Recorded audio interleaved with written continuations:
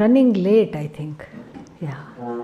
Because today was inauguration and all that. It doesn't matter. Did you have chanting class or not?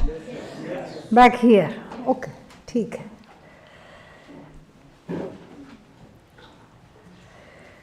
ॐ श्रुतिस्मृतिपुराणानाम् आलयं करुणालयं नमामि भगवत्पादं शङ्करं लोकशङ्करं शङ्करं शङ्कराचार्यं केशवं बादरायणं सूत्रभाष्यकृतौ वन्दे भगवन्तौ पुनः पुनः ईश्वरो गुरुरात्मेति मूर्तिभेदविभागिने व्योमवद्व्याप्तदेहाय दक्षिणामूर्तये नमः.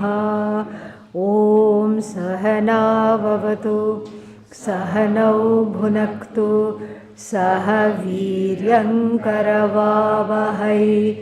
तेजस्विनावधीतमस्तु मा विद्विषावहै. ॐ शान्ति शान्ति शान्तिः.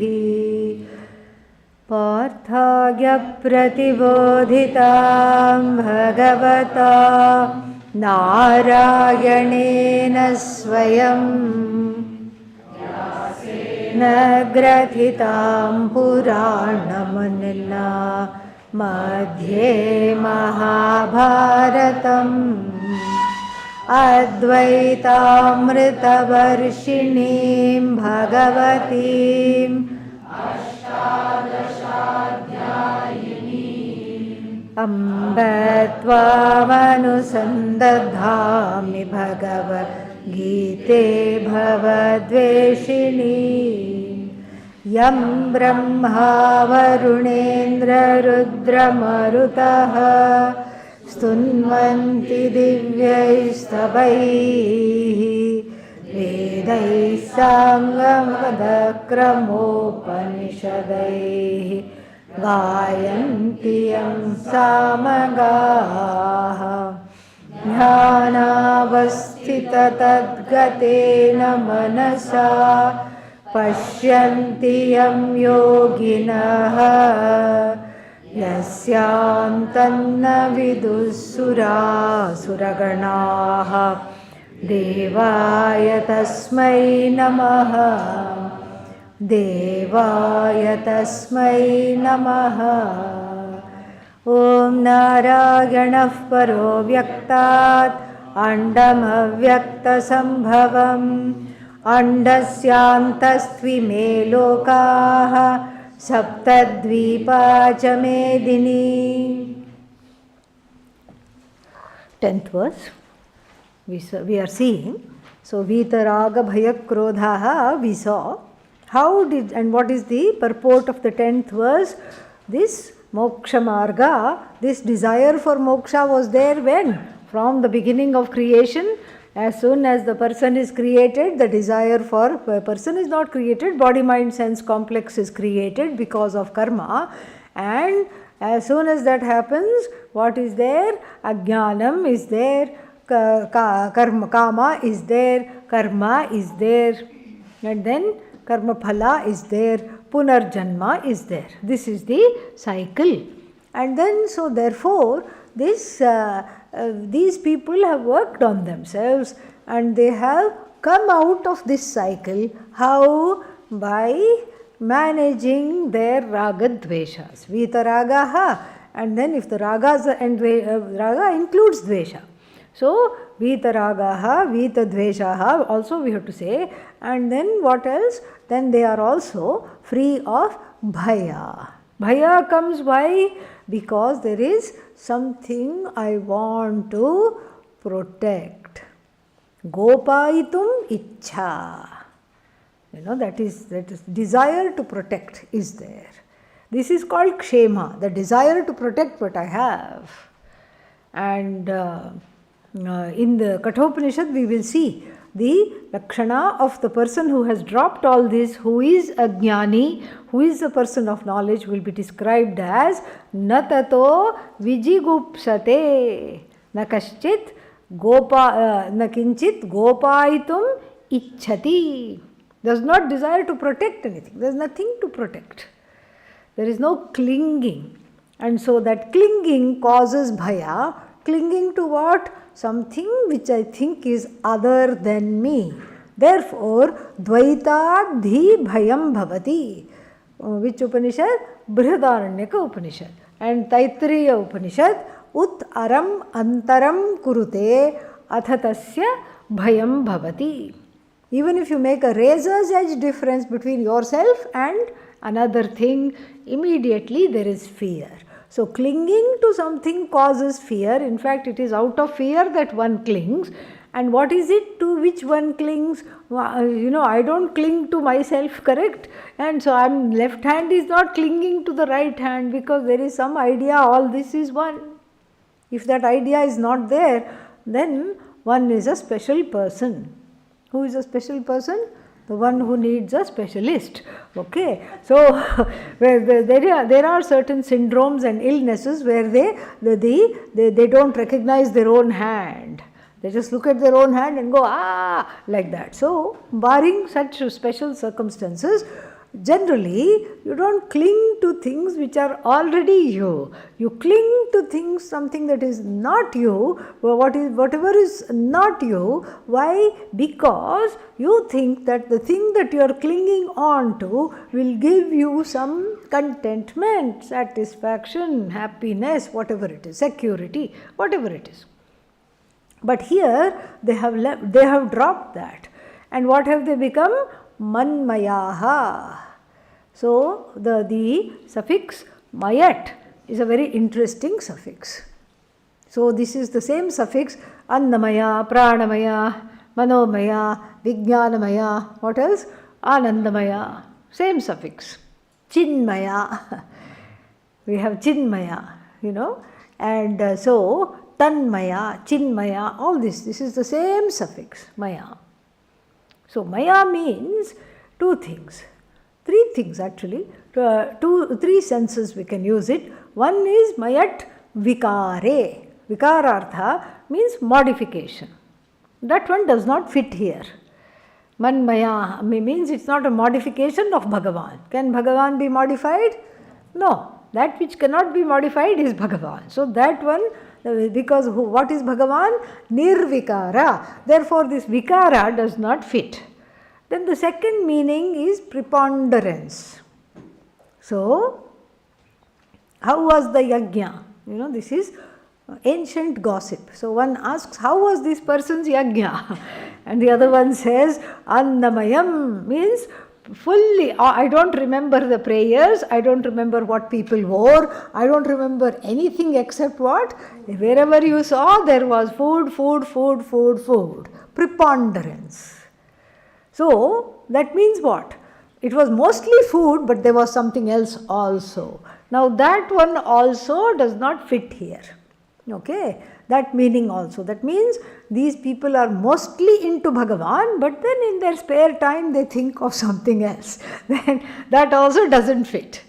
So then the final understanding is more in the sense of the words like Chinmaya, Tanmaya, etc., which is Swarthe, meaning there is no change. Swarthe means itself, it is itself. It is nothing but Chit, Chinmaya. It is nothing but Tat, Tanmaya. Like that. So it is here, it is in the sense of it is nothing but Bhagavan. Now, how do you be Bhagavan focused? You know how to be a person focused. So you can keep on thinking of that person. You can keep, you know how to be object focused. You can keep on thinking about object. But how to think of Bhagavan? This is not possible really. First thought, God. Second thought, God. Then I was taking a walk and then I saw what? Dog. In 1 minute, what happened to God? Became dog. This is the mistake we make when we look at these kinds of expressions, because we think God is enclosed by a thought. God, that which we call God, cannot be enclosed by a thought. Why? It is arupam, achintyam. It has no form. If something has no form, it cannot be enclosed by a thought. Space, is an exemption, but still, it cannot be enclosed by a thought. It has no form, it has no name, and it is non-separate from you. Can you enclose yourself in a thought? No. Because you can't even, that which cannot be seen, that which is known as you, but then it's not a thought, it's not an object of thought. So Bhagavan cannot be enclosed by a thought because Bhagavan is not an object of the thought. So what is Bhagavan? The truth of the thinker, the truth of that which is thought, and that which bridges the thinker and the thought, the mode of knowing, pramana. Pramana is Bhagavan. Prameya, that which is to be known, is also what? Bhagavan. Pramatru, pramata, knower is also what? Bhagavan. Then which is Bhagavan? Which of the three? None of them. And Bhagavan has to be none of them because all of them are what? Bhagavan. All of them are Bhagavan, but Bhagavan is not any one of them. Thinker, thought, or subject, object. That which is the subject is Bhagavan, the object non-separate from Bhagavan. And so you see now the difficulty in thinking of Bhagavan as an object of the thought. Because here everything is Bhagavan. Thinker is Bhagavan. The truth of the thinker is Bhagavan. Thought is also Bhagavan. So how are you going to think of Bhagavan? That is not the idea. To know this itself is to become manmaya. To know this. This is what one has to know. Then in every thought there are two components. One is variable, because now I am thinking of book, now I think of rose, after that I think of this blue flower, orchid, then I think of chrysanthemum. The object of thought keeps varying. The thinker also comes and goes. So I am thinking flower, book, glasses, computer. Suddenly sleep comes. Am I a thinker? No. So the thinker has undergone a change. What has the thinker become? Sleeper. Thinker has become sleeper. Thinker undergoes change, and the object of thought also constantly undergoes change. This is one component of every thought. And then the other component is the invariable presence because of which the thinker is illuminated, and because of which the object of thought is illuminated, and because of which that which joins the subject and object, the mode of knowing, is also illuminated. And that light of consciousness is neither thinker nor thought, neither subject nor object. Is that clear? Show me at least one sign of life. So that's what it is. Here we can use the word transcends. This consciousness, which is the Swarupa of myself and Bhagavan, as that which exists, which is sentient and which is limitlessly knowledgeable, limitlessly existent, limitlessly sentient, this is transcendental. Without the presence of this Satchidanandam Brahma, without this presence of Brahman, nothing can breathe, not a leaf can shake, the wind cannot blow, the Jagat cannot be. If you withdraw Brahman from the Jagat, what will happen? Pralaya will take place instantaneously.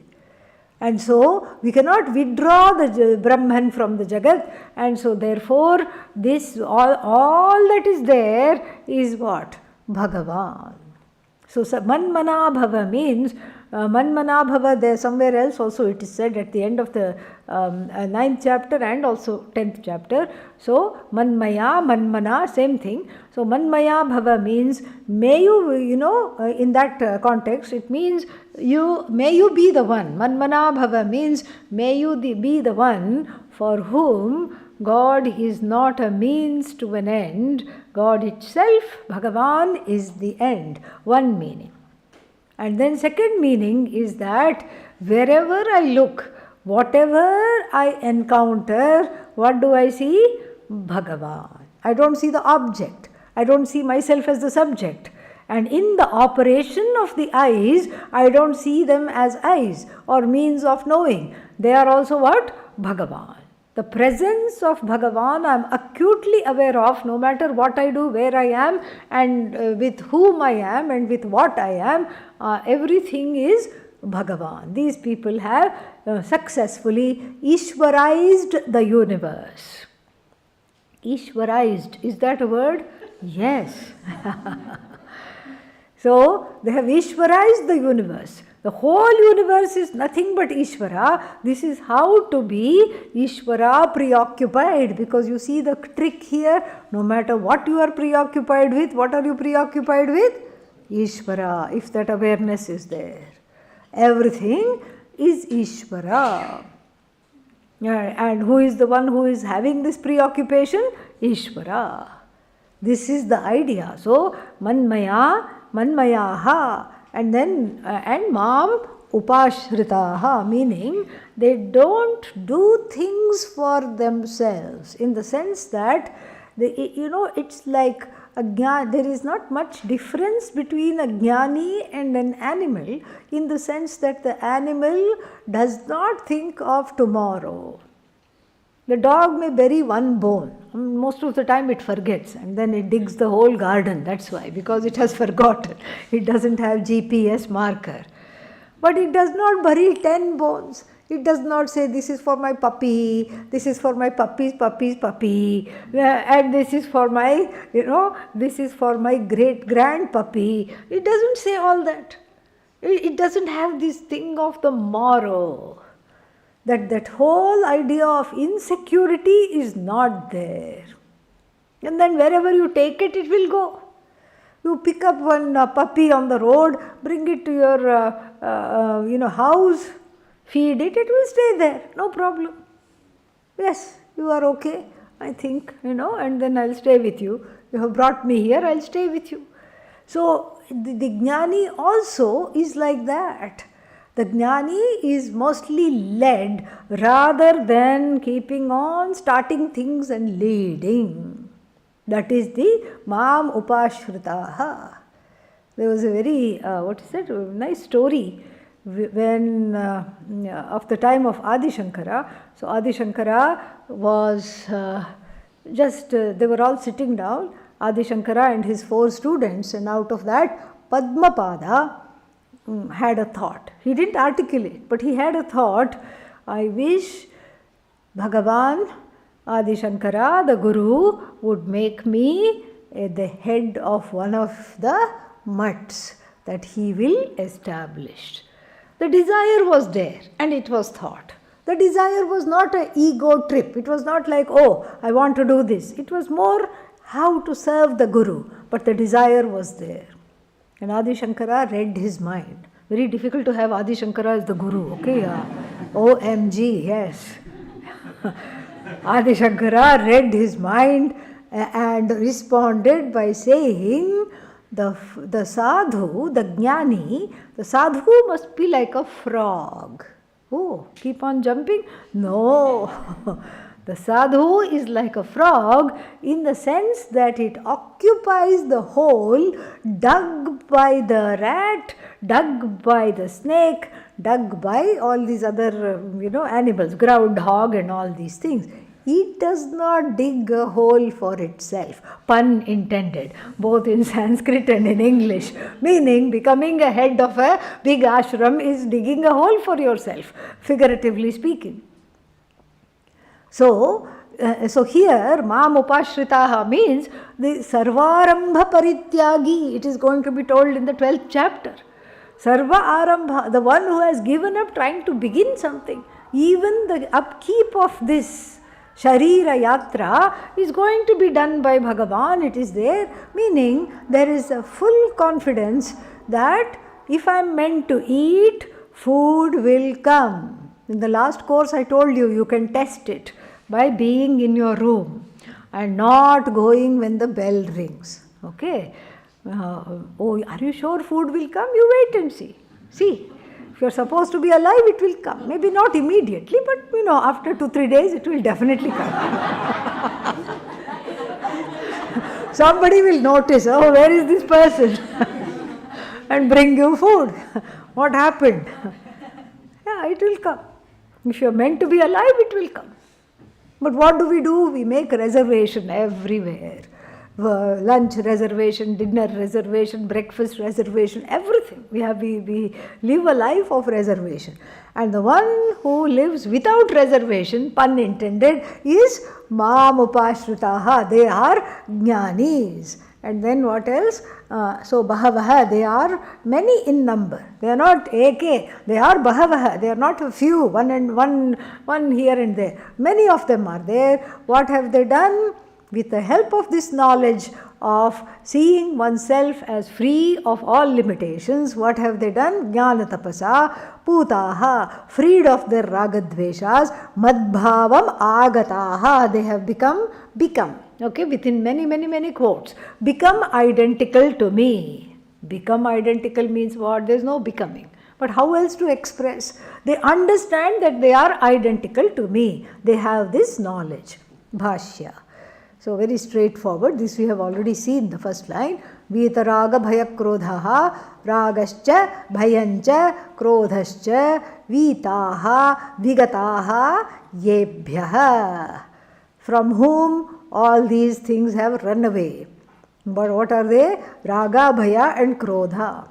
Manmaya. And very beautifully he explains Manmaya. Brahmavidaha Ishvara Abheda Darshinaha. People who don't see themselves as separate from Ishvara, who are what? Brahmajnanis. And then Mam eva means only. So only. It's not that I have many sources of Ashraya. Many places are there and Bhagavan is one of them. I take refuge in my bank account, and then I take refuge in my family, and then I take refuge in my friends, and I take a little bit of refuge in Bhagavan also. No. This is only Bhagavan refuge, not even to the extent of manufacturing your own life for the next day or the next year. So this is Mam Parameshwaram Upashritaha. And then who are these people? Kevala Jnana Nishthaha Ityarthaha. So Kevalasya Jnanam. Kevalasya Jnana means what? The knowledge of oneness. Kevala means one. Kevalasya Jnanam, the knowledge of oneness. Also called Kaivalya. Kevalasya Bhava. Kaivalya. Name of one famous Upanishad. What is it called? Yeah, that was cheating because I already told. But I'll take it. So, Kaivalya Upanishad, Kevalasya Bhava. Kevala means only. Not lonely. Okay, don't get that. Yeah. So, Kaivalya means onliness, not loneliness. Onliness. Because all that there is Parameshwara, and I am non-separate from this Bhagavan. That is what is this Kevala Jnana.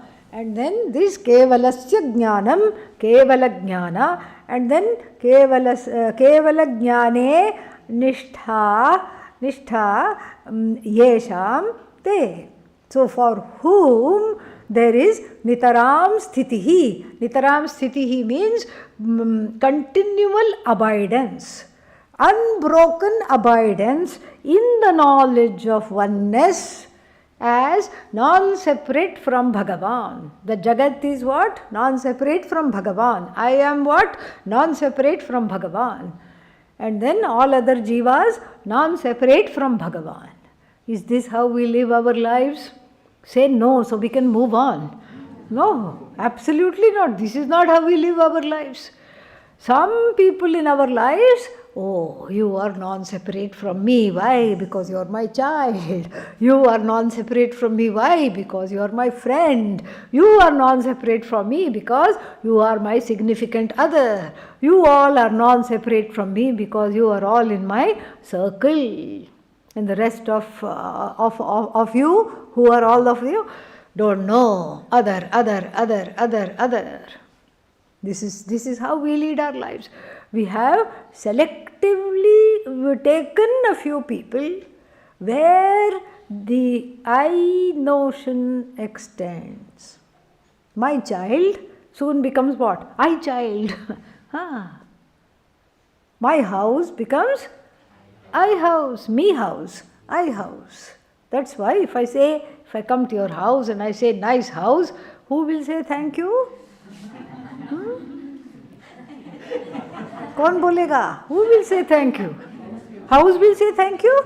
No. You will say, oh, thank you. And sometimes it's like that, nice dog. Oh, thank you. Dog should say woof, woof and feel happy, And even closer still, nice t-shirt. T-shirt is not saying, oh, thank you. Yeah, but the person says thank you. I didn't say you look nice in the t-shirt. What did I say? I didn't praise you. Who did I praise? T-shirt. But the I-ness is migrated to the t-shirt, has become identified with a few things like that we have, which are all me. And this is not Sarvatma Bhava, my friends. This is not at all Sarvatma Bhava. This is just a selective few Atma Bhava. But here, this Kevala Jnana Nishthaha, Ishvara Abheda Darshinaha, what are they? They have continual abidance in the oneness of everything. They have Sarvatma Bhava. So the first level of this knowledge is to see everything as Ishvara, which is itself a huge task. And then after that, to see that Ishvara as myself and see everything as an extension of myself. So don't say I'm already doing that. See, I have I-ness in the t-shirt. Yeah, but you don't have I-ness in all the t-shirts. That is the idea. When you have I-ness not only in your t-shirt, but in all the t-shirts and the wearers of all the t-shirts and the manufacturers of all the t-shirts and the raw materials used in the t-shirts, then you can say, I am Kevala Jnana Nishtha. You can give yourself the Kevala Jnana Nishtha, you can give yourself that epithet. So then, so this is they are one with the knowledge of oneness. So Bahavaha means Aneke, not Eke, Aneke, many of them. What do they do? Jnana Tapasa. Jnanameva Paramatma Vishayam Tapaha. So Jnanameva Tapaha. And what is this Jnanam? The Jnanam means knowledge. So Jnanam itself is the tapas. So somebody can say, I am interested in geography Jnanam. This is my tapas. So can this be Jnana tapas? Not here. It can be for some people perhaps, but in this context of Atma Jnanam, so what is the tapas here? The Paramatma Vishayam Jnanam. The Jnanam for which the subject matter is Bhagavan. The subject matter called Vishaya. The Vishaya for which knowledge is Bhagavan, that is called Jnanam here. And then pursuing that knowledge, pursuing Paramatma Jnanam is what? Itself a tapas. We pointed it out in the last class also. What did we say? To come here day after day. Today already by noon you have had 3 classes. OMG, not 3, 4 classes if you count the chanting class. 4 classes you have already had. And so this way, going to the room, coming back, going to the room, coming back. That's all one does. All day long. And so there is some tapas here, okay, yeah. There is some tapas. This itself is the tapas. To be able to sit, to be able to pay attention. You're helping yourself with that. So this itself is the tapas. Jnanameva tapaha. And then tena jnana tapasa. By this tapas, there is a purification that has taken place. So there is a purification. Purification means all the, like supposing you're preoccupied, this one did this, I should show them who is boss, that one did that, I should tell them off, this one is not coming to classes, I should ask them, I should tell them all classes are compulsory, why are you not coming to class, I should, all these lists that are made in the head, just give over to the Upanishad, the Bhagavad Gita, whatever we are studying. They just resolve in that.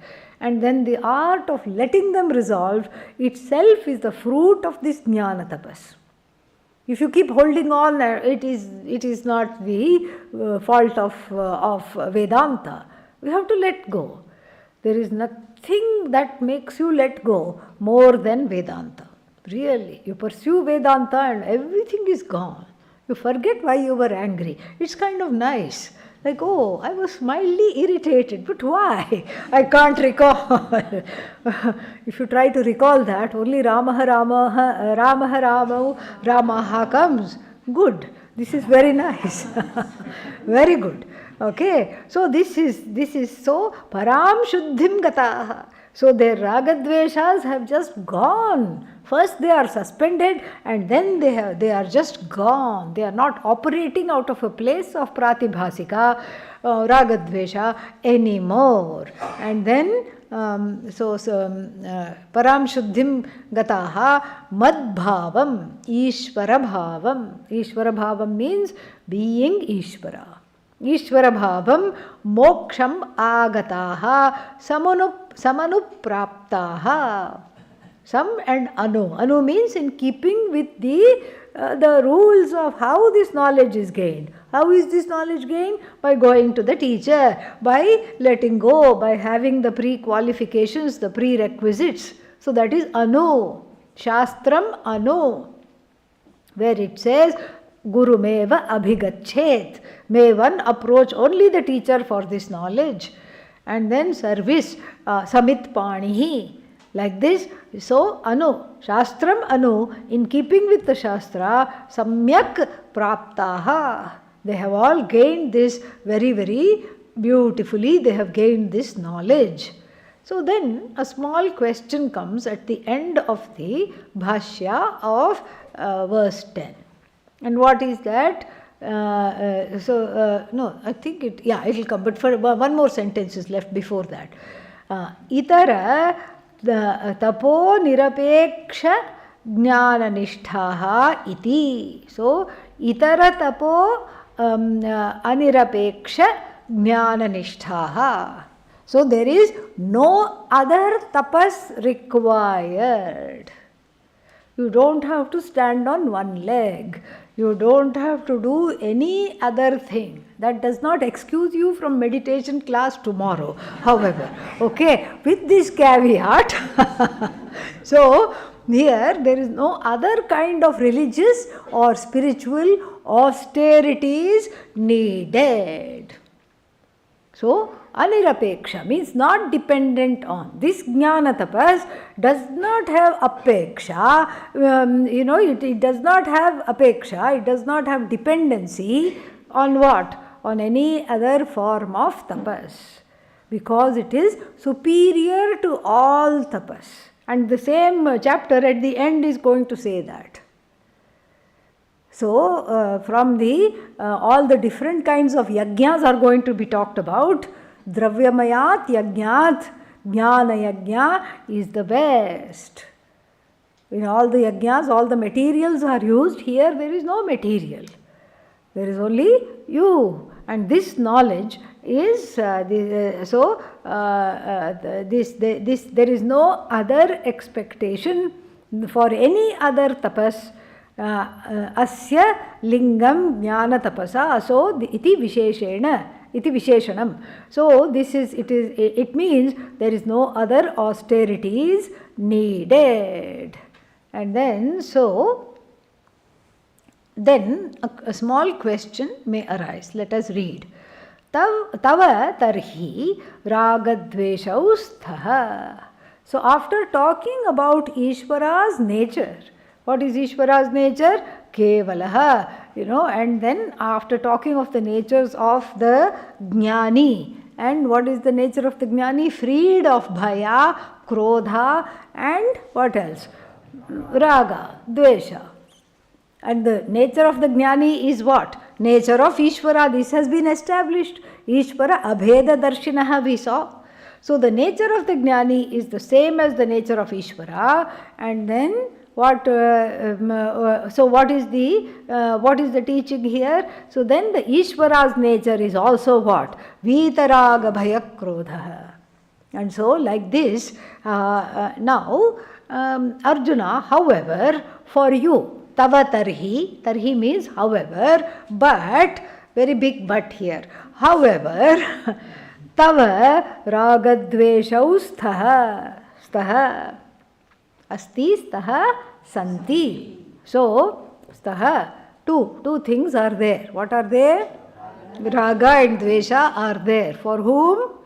You.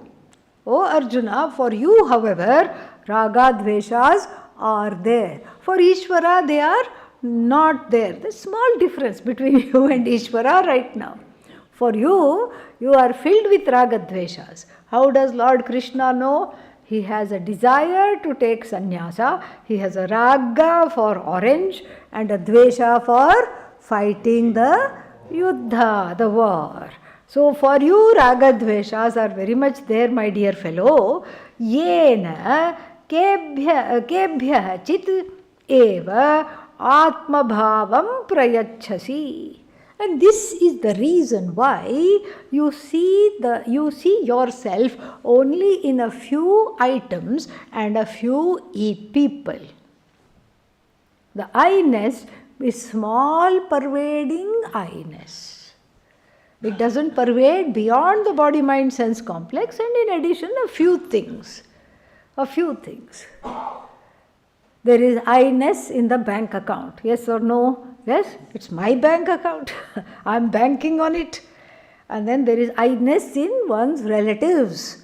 Like Arjuna had I-ness in one's relatives, friends. And then there is I-ness. Where else is the I-ness? My house, my possessions, my people. This is the extent of the I-ness. Beyond that, the I-ness doesn't go. And this is very clearly seen in Vyavahara in the world. If your child misbehaves, you will want to correct it. If the neighbor's child misbehaves, it's not my problem, you will say. Same thing. If in your garden all the plants are drying up, you say, oh, no, what happened? Let me go get fertilizer, this, that, all these things. Neighbor's garden, looks all dried up. You don't care. And this is how we lead our lives. So there is a small little, what should I say, I sense. The I sense and the me sense and the my sense is small pervading. And in the beginning, it feels good to have a few things about with which one can identify, but then this identification becomes very costly because I am clutching to the limited. The limitless is always elusive. And this I have told you, this is an ancient example, like the king of a small little principality in India was one day woken up. Oh, you know what? You are... he was the king of a small little kingdom called Raipur. And so he was woken up. Great, good luck, Maharaj. What? Now you are the king of whole India.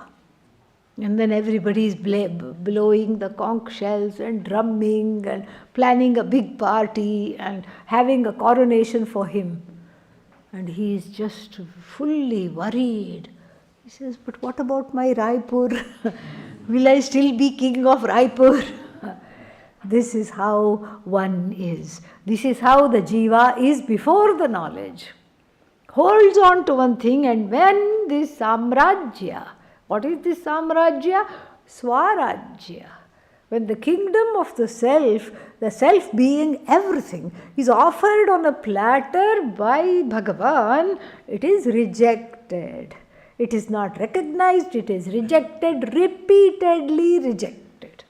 It is unrecognized, it is rejected, it is cast away because I am afraid of losing a few things. But you are not losing, you are gaining. No, you may think that. So, this is why, this is what is being talked about here very beautifully. So, kebhyah chideva atma bhavam prayachasi. Prayachasi means you endow. You endow the I-ness only to a few people and a few things. This was very clear at the beginning of the war. My people, my things. And so, you don't have sarvatma bhava. Why? Because raga dvesha ustaha. You have raga and dvesha. That's why you give this atma bhava. You see yourself only in a few things. And then na sarvebhyah. Na sarvebhyah means not to everything else. Because this, why does he bring this up? Not to make Arjuna feel bad, but to answer an unasked question or an objection that if everybody has if everybody has moksha as a primary desire, then why are they not following Bhagavan? Why are they not making Bhagavan the object of their desire? And so, the answer is given in another beautiful verse. Ye yatha mam prapadyante tam sathaiva bhajamyaham mama vartmanu vartvante manushyav partha sarvashah. This last line we have encountered somewhere between 22-23 of chapter 3. Look it up. Yeah. It sounds familiar. Yes? 23. Yeah. So look at 23. Mama vartma anuvartante manushyaha. Same exact line. It has just been lifted and put here. Okay? So no need to explain because we saw it last time. So Vartman means path. Mama Vartma. Vartman like Atman. Vartma. First case, singular. Vartma means Vartman, path. My path alone, Manushyaha, all the people follow. They all follow me. I am like the Pied Piper. You remember the childhood story, Pied Piper? He was called to take all the rats out of this particular kingdom, and then everybody was called, and then everybody failed, and he came and he played a tune, and all the rats followed him, and then he just stood by the ocean, pretended to go into the ocean, and all the rats happily or sadly drowned themselves. So, this is exactly how the allure of Bhagavan is. Everybody, no matter where they are, no matter what they are doing, is seeking me alone. In fact, all these followers that one has on social media, even if you are the bestest YouTube influencer, how many followers can you have? 1 million, 10 million, 20 million, 1 billion even. After that, there is a finite thing. And how many followers Bhagavan has? Countless. Whether they know it or not, whether they want it or not, like the rats listening to that music and following that music, every jiva is hardwired to follow Bhagavan, to want Bhagavan. So, mama vartma anuvartante manushyaha he partha sarvashah. And then before that, ye yatha mam prapadyante. So, prapadyante, however they reach me, seek me.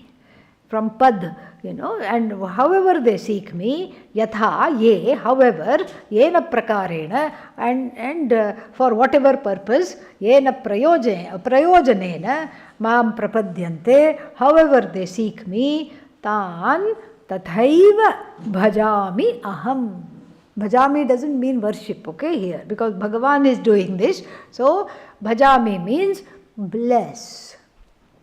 However they approach me, in whatever form, with whatever desire in mind, with whatever purpose, then I bless them in that way. Somebody says, "Oh Lord, please give me a pumpkin. Here, pumpkin, have, take, enjoy." "Oh Goddess, please give me a house." Okay, here it is. There is a house. "Oh Goddess, please give me this, please give me that." And then Bhagavan uniformly, without nairgrinha dosha, meaning no raga dveshas in Bhagavan. So uniformly, it is just karma phala connection. So you do the karma of asking, and the karma phala is being granted what you ask, or sometimes being said no. Every prayer is answered. Sometimes the answer is no, not yet. So, because it's against one's own karma. So, supposing one prays, if you pray, "Make me world famous tomorrow, Bhagavan. Yeah. I want to be known all over the world." And what will Bhagavan say? It's not part of your karmic trajectory. So what? You are Bhagavan, you can change my karmic trajectory. No, the karmic trajectory is also me, Bhagavan. So Bhagavan cannot go against Bhagavan. So therefore, one does not suddenly become world famous, and one does not, like now the Winter Olympics are going on, and you see the figure skating, and then you say, "Oh, Bhagavan, make me like this gymnast from Sweden or somewhere. Look how she glides through the ice. Look how she pirouettes and how she jumps and comes down so gracefully. And me, I'm like a sack of potatoes, yeah. And make me like that. Make me graceful." Won't happen. Why? Because the body is also what? This sack of potatoes is also what? Karma prasada. It is karma prabhavat. So therefore, these certain things will not be answered, but most of the things you ask for are answered within reason. They are answered because it is just karma phala connection. There is no Bhagavan's, desire there. There is no desire, or there is no Bhagavan's agenda there. And so, mama vartma anuvartante manushyaha partha sarvashaha. Sarvashaha means everywhere, not just in India, in Americas and in Africa, everywhere. They follow me, they want me. And then Bhashya, ye yatha, yena prakarena, yena prayojanena. Ye yatha means what? Through which mode of addressing Bhagavan, yena prayojanena, and for whichever purpose they have addressed Bhagavan. Yena prakarena means you see the form of worship everywhere is different. In India, we like to make a lot of noise. Dung, dung, dung, dung, dung, drums, and then conch shells, a lot of noise. And then some other traditions, very quiet. You go there and wonder if somebody has died. Because you don't know. But that is how they are used to, and that is how they and it's nice also, really, not to make so much noise sometimes. It's nice to go within. So it is more of a manasam karma. We have that also. And so, kayikam karma, physicalized action, ringing the bell, all these things, offering the flowers, offering water, abhisheka, this is all physicalized form of worship. It is there in all cultures. Every culture has this physicalized form of worship, and then verbal worship, chanting, parayana, all these things. stotra, chanting. All this is verbal form of worship. What is that called? Vachikam karma. And then mental worship, what we do in the meditation, mental worship. Quiet, very serene, peaceful. So all these are ways of invoking Bhagavan. In different cultures, and even in the same culture, these threefold things are very much there. And then some other forms of invoking are there. And if you go to indigenous tribal places, they will dance very nicely. They will dance, and there is a dance for everything. There is a rain dance, there is a some other dance. So there is a harvest dance, and then that is also a form of worship. Ye yatha, yena prakarena. So many forms of worship are there, some of which are yet to be documented. So many things are there because the human beings, being infinitely creative, different ways of following Bhagavan, invoking Bhagavan are there. So yatha means yena prakarena, first meaning by which forms, and then second meaning the purpose for which, yena prayojanena, desiring which. Sometimes there are collective desires like rain, etc. Collective desire, let the crops be, let the rain come, let the crops flourish. Why should the crops flourish? So that my stomach can flourish. So there is a direct connection. So all this is there. And then sometimes there are individual desires. These are collective desires for the good of all, and sarve bhavantu sukhinaha, etc. Individual desires. Like Nachiketa had in the first boon. Let the father go to sleep nicely, let him not worry. Individual desires. So, yena prayojanena, for which purposes these prayers are being, these invocations are being done. So, yena prayojanena also means yat phalarthitaya, seeking what end in mind. Mam prapadyante, they seek me. They don't seek me. What do they seek? The ends they seek, and they know that they have to go through me to get the ends. So I become the means to their end. I become a means to their various ends, and they invoke me, tan, for them, tatha eva, tat phaladanena, in the form that they invoked me, for the purposes for which they invoked me, by giving that, bhajami. Bhajami means anugrinhami. I do anugraha, I bless. Aham iti etat. And then, why? Because tesham moksham prati anarthitvat. Because all these people who are invoking me for various ends, do they have moksha in mind? No. What is arthita, asked for, prayed for, prarthita, is what? Various ends. Give me this, give me that, give us this, give us that, and do this for us, don't do this for us. Sometimes it's like, I want a promotion. Oh, okay, tathastu. I want the neighbor to not have a promotion. That also is there. So raga, dvesha, so many things, and not one of them, most of them are not asking for what? Moksha. So moksha is somewhere on the shelf. It is not still in purview. Tesham moksham prati, with regard to moksha, what? There is no artha, there is no prarthana for moksha. Anarthitvat, unasked it is. Moksha is unasked, and so therefore there is no, I just give them whatever they ask for. Moksha is not asked for, so therefore that is not even addressed by me most of the time. Well, why not, O Lord? Why not Lord Krishna? Why don't you address it?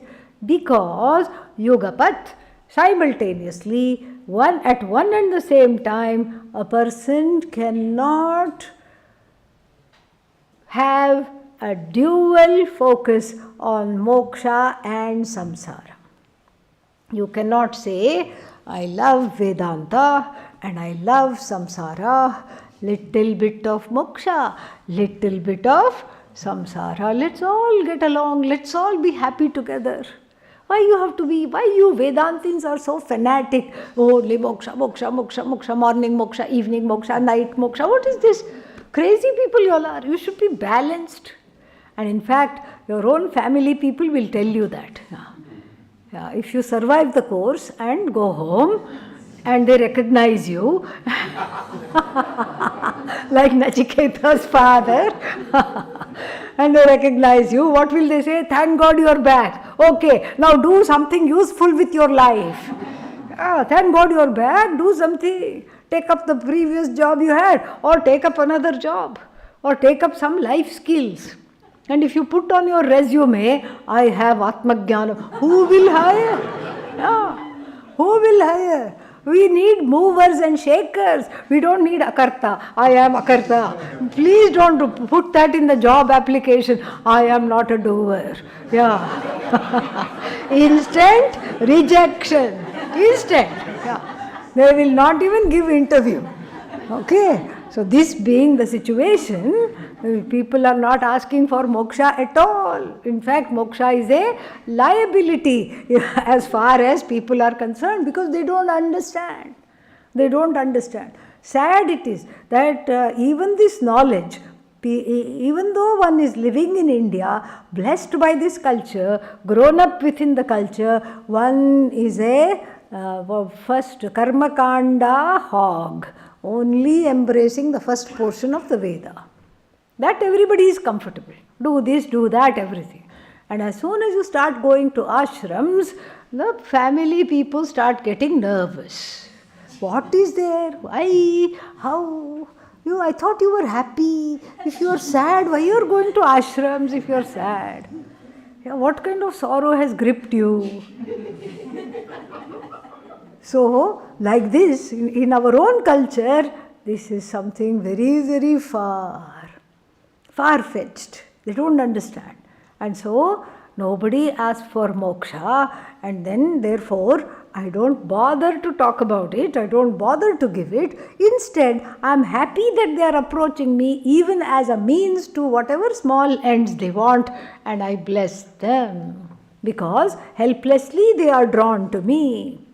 And then the reason is given here. Why don't you give them moksha even though they don't ask for it? Nahi ekasya mumukshutvam phalarthitatvam cha yugapat sambhavati. So, sambhavati means is possible. Don't forget the negation in the beginning. Nahi is not possible. Is not possible. Simultaneously is not possible. Simultaneously, what is not possible? Ekasya, for one person, mumukshutvam phalarthitvam cha. So this wanting small fruits of action, and then wanting moksha, which is not based on action, both at the same time by the same person, cannot be indulged in. So if you want moksha, what should you say bye-bye to? Samsara. So little bit of moksha, little bit of samsara, dream on darling. That's all we have to say. Not possible at all. And then they cannot coexist together in the same head. Ataha, very important bhashya here, beautiful also.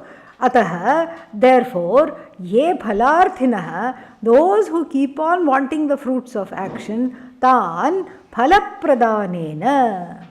So three kinds of, he divides people into three here. So who are the first one? Phalarthinaha, those who keep saying, oh God, please give me a Mercedes Benz. Oh God, please give me a big flat screen TV. And such people are on one side. They are called what? Phalarthin. They are in phala, okay, and in artha, okay. So therefore they are phalarthin. They are phala focused, karma phala focused. This is one group of people. So what does the Lord do to them? We'll see that later. Then, tan phalapradanena. He propitiates them by giving them whatever they want, in keeping with their karma, of course. And then, The middle group of people is Yathoktakarin, plural Yathoktakarinah. Yathoktakarin means Shastre Yatha Uktam. Whatever is told by the Shastra, they follow diligently. And if you follow the Shastra diligently, you cannot not be a mumukshu. It's not possible. You have to become a mumukshu because the first portion of the Veda, if you diligently follow, it will make the heart pure of ragadveshas, and you will start asking questions like, what is this life all about? Where is Ishvara? Who is Ishvara? All these questions are natural outcome of Satya Bhashanam. And then Satyanna Pramaditavyam, Dharmanna Pramaditavyam, Kushalanna Pramaditavyam, Bhutyaina Pramaditavyam, Deva Pitrakaryanna Pramaditavyam. All this which is there is these 5 yajnas are included, values are included, attitudes are included. So in the first portion of the Veda, if you pay attention to all that, there is no way, absolutely no way, not even one exemption is there where you will not become a mumukshu. So the middle group of people are mumukshus wannabe, meaning they want to be mumukshus and they are trying very hard through karma yoga, through prayer, etc. They are trying to qualify, they are gaining the qualifications. And then who are they? Aphalarthinah. They don't want karma phala. What do they want? Self-growth. They are opting for self-growth over small time-bound gains. So, tan jnana pradhanena. So, what do I do to them? I drag them and put them in front of a teacher. Yeah. Oh, why can't you yourself teach? Oh Lord, I'm busy. Okay, don't bother me. So, because the Guru also is what? Brahma, Vishnu, Maheshwara. So I drag them in front of a teacher and put them there.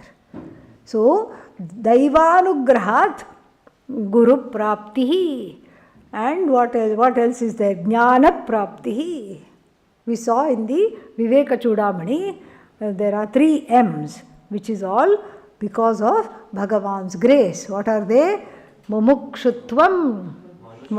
First, in order to be a mumukshu, you can't be a donkey. So, therefore, Manushyatvam, Mumukshutvam, and then Mahapurusha Samshraya. Mahapurusham is Guru here. So I drag them and place them in front of the Guru, Jnana Pradhanena, where the knowledge definitely will take place, Acharyavan Purusho Veda. And then there is the third category of people, Jnaninaha. They are all already, they have studied the Vedanta.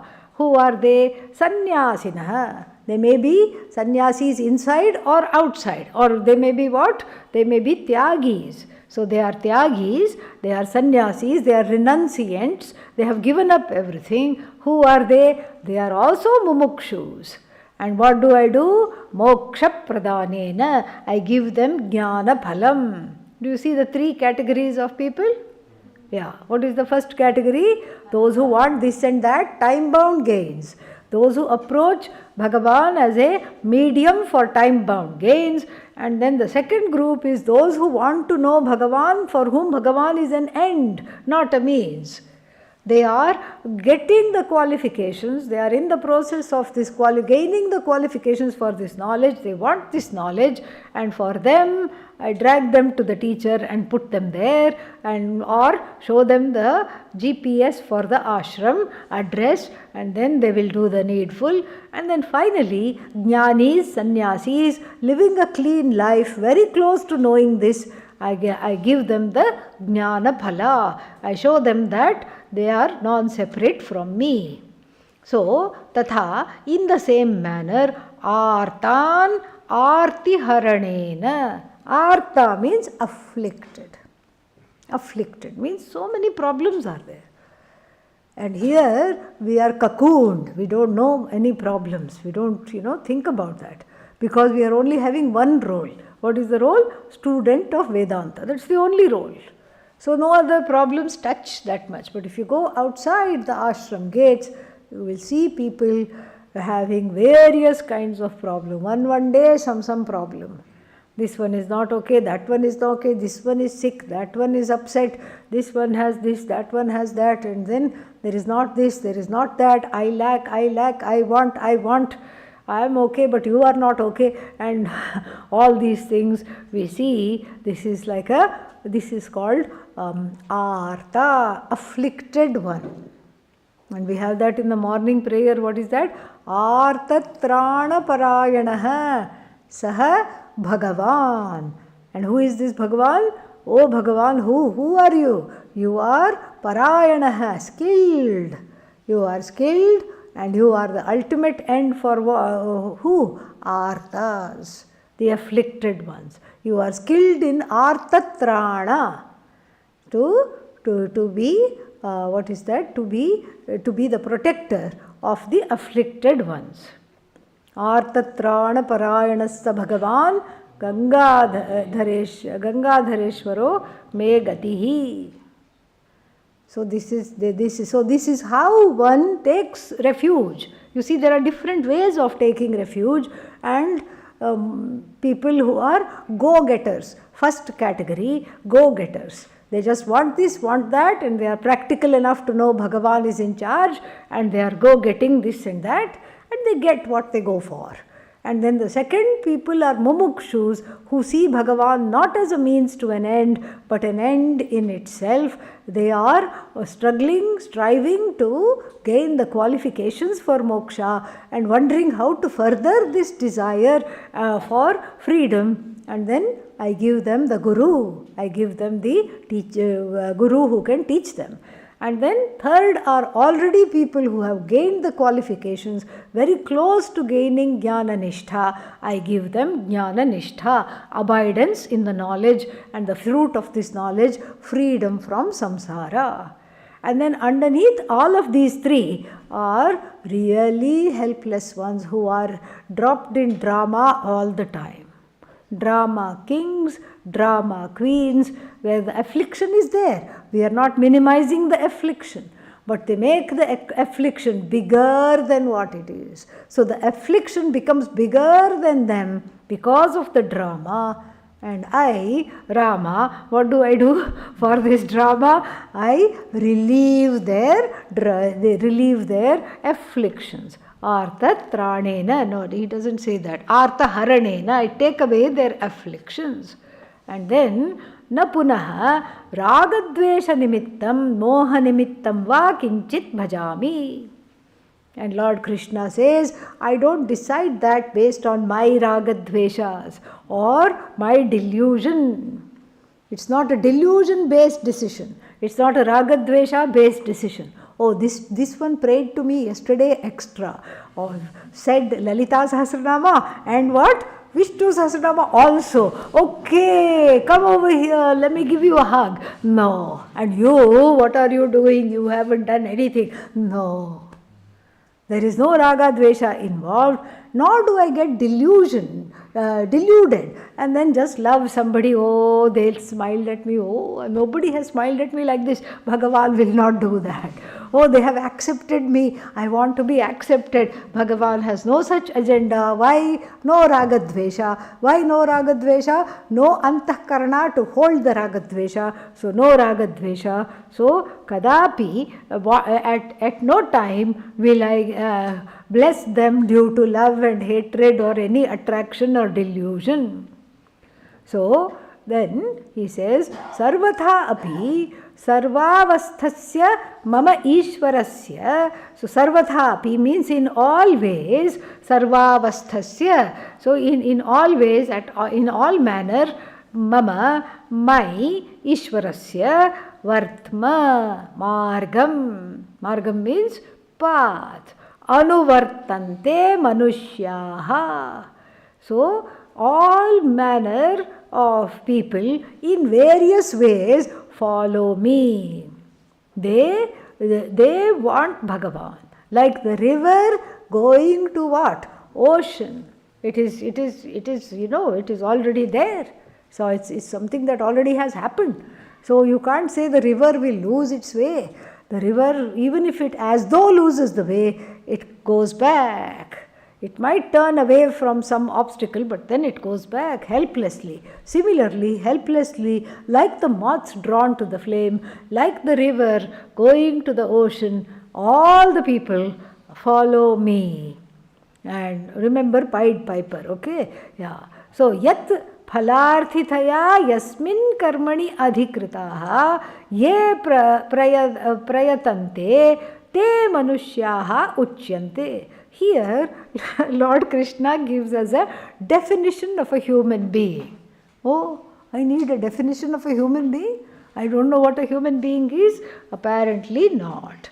So, ke manushyaha uchyante, who are called manushyaha? Ye prayatante, those who strive. Yatante prayatante, who strive. And how do they strive?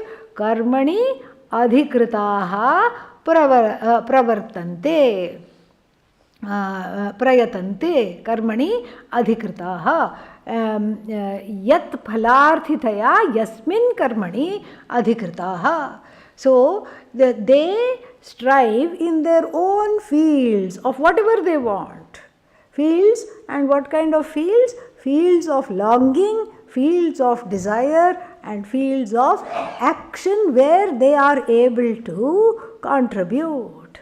This is a natural way to follow Bhagavan. What is that? Do whatever you are equipped to do. And that becomes Bhagavan's marga. That is what is the way. And then so people do that. And those who are human beings, those who strive in their own area, and then for which they are equipped. And why? Why do they strive? Phalarthitaya, impelled, compelled by the desire for the fruits of action. So, one is good in a certain thing, so one follows that and then keeps wanting fruits of action in that particular area. Like somebody is good in something like aeronautics, engineering. So they will excel in that field, and then they will keep wanting to more and more promotions and all kinds of things in that field. So this is coming to another very important section, and we'll see that when tomorrow. Om Purnamadav Purnamidam Purnat Purnamudachyate Purnasya Purnamadagya Purnameva Vashishyate. Om Shanti Shanti Shanti. Harihi Om Shri Gurubhyo Namaha.